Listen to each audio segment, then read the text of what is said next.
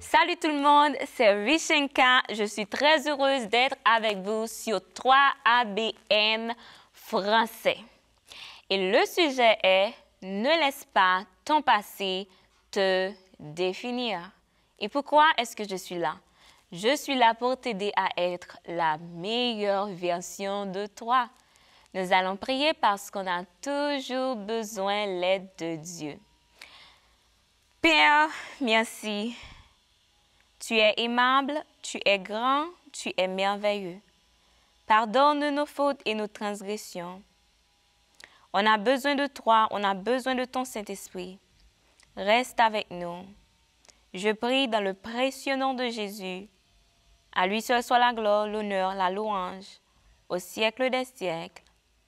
Amen. Mes amis, je vais utiliser l'histoire de Joseph pour vous encourager.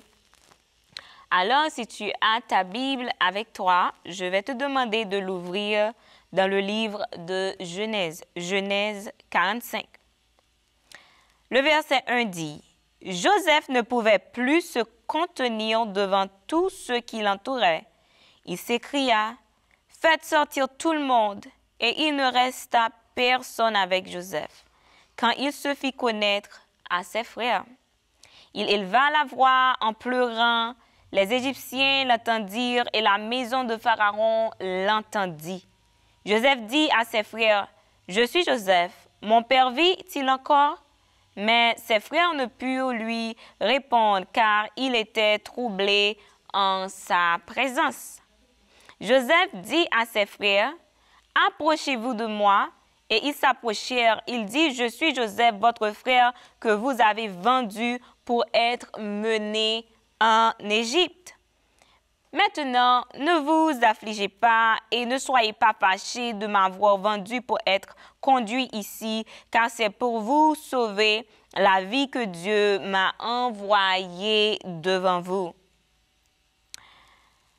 Vous voyez comment il est? Malgré ses frères l'avaient blessé, mais il leur a pardonné. Il n'a pas dit parce qu'ils m'ont maltraité, je vais faire la même chose. Mais il était là pour les aider, pour les consoler. Ne vous affligez pas. C'est ce qu'il leur avait dit. Il y a des personnes qui disent, le fait qu'on m'a blessé, je dois blesser les autres également. Le fait qu'une personne m'avait vengé, je dois venger également. Non, c'est pas à toi la vengeance. L'Éternel va venger pour toi. Ne laisse pas ton passé te définir. Le fait que tu as eu un passé qui était difficile, on t'a abusé, je ne sais pas ce qui t'est passé, tu as eu des moments difficiles, puis tu penses que tu es cette personne-là. Non, tu peux devenir meilleur. Ce n'est pas la peine de rendre le mal pour le mal. Laisse Dieu juger. Dieu va te récompenser. Laisse Dieu agir. Tu n'as pas à agir comme les personnes qui t'ont maltraité, comme les personnes qui t'ont blessé. Mais tu dois agir comme un enfant de Dieu. Ce n'était pas facile pour Joseph, mes amis. Le verset 6 dit, « Voilà 2 ans que la famine est dans le pays et pendant 5 années encore, il n'y aura ni labour ni moisson. Dieu m'a envoyé devant vous pour vous faire subsister dans le pays et pour faire vivre par une grande délivrance. » Le verset 8 dit, « Ce n'est donc pas vous qui m'avez envoyé ici, mais c'est Dieu. Il m'a établi père de Pharaon, maître de toute sa maison et gouverneur de tout le pays d'Égypte. » Joseph reconnaît que Tout ce qui s'était passé, ce n'était pas à cause de ses frères, mais c'était la grâce de Dieu. C'est Dieu qui l'a élevé. C'est Dieu qui a changé sa vie. C'est Dieu qui a tracé son destin. Le Seigneur peut faire la même chose pour toi. Tu ne sais pas pourquoi tu traverses ce moment. Tu ne sais pas pourquoi tu te trouves dans un moment difficile. Mais il y a quelque chose. Dieu sait changer les situations. Si Dieu l'a fait pour Joseph, Dieu l'a fait pour moi, il peut le faire pour toi également. Mais bien aimé, ma vie n'était pas facile. J'ai rencontré des tas de choses dans mon enfance, mais Dieu m'a béni. Est-ce que ça a changé mon cœur? Non. J'ai demandé à Dieu de me donner un bon cœur, un cœur qui peut pardonner, un cœur qui peut adorer Dieu. Au lieu de penser avec des choses qui ne vont pas m'aider à grandir, au lieu de haïr, au lieu de me focaliser sur les mal que les gens m'ont fait, je préfère de prendre ce temps pour magnifier Dieu. Je préfère de prendre ce temps pour me connecter avec Jésus. Je préfère de prendre ce temps pour travailler sur moi-même et pour devenir la meilleure version de moi. On vit dans un monde imparfait. Le mal est partout, le mal est présent. Je suis désolée pour ce qui t'est arrivé. Je ne sais pas ce que tu as vécu, mais il y a quelque chose, si tu veux guérir, la guérison existe, la guérison mentale existe, la guérison émotionnelle existe, la guérison spirituelle existe. La seule chose que tu dois faire, tu dois croire en Dieu. Tu dois tout donner à Dieu. Tu dois t'abandonner à Dieu. J'ai eu des tas de blessures, mais j'ai choisi de vaincre avec l'amour.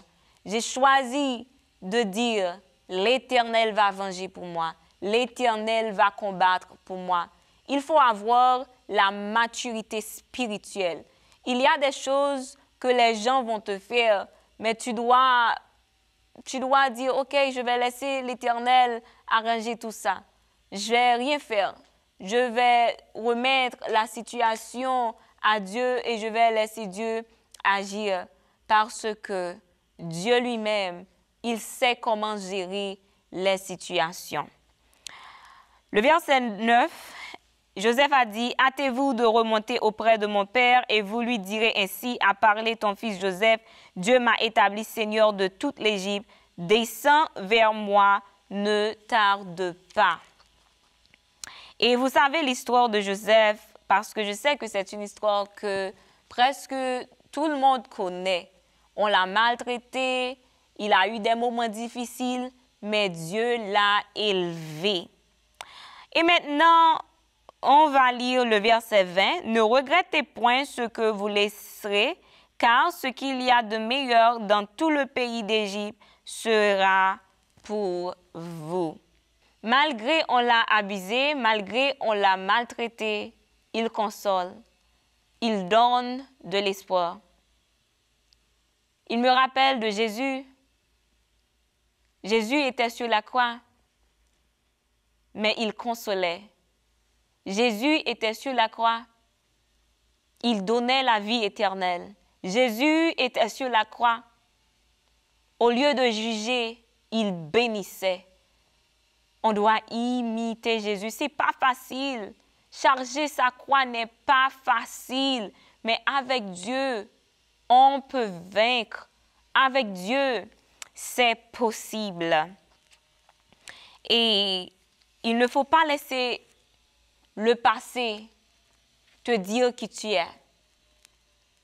Ton nom est enfant de Dieu. Ton nom n'est pas divorcé. Ton nom n'est pas méchant. Ton nom n'est pas malin, ton nom n'est pas vilain. Tu es un enfant de Dieu. C'est ça ton titre. Tu es précieux et tu dois le connaître.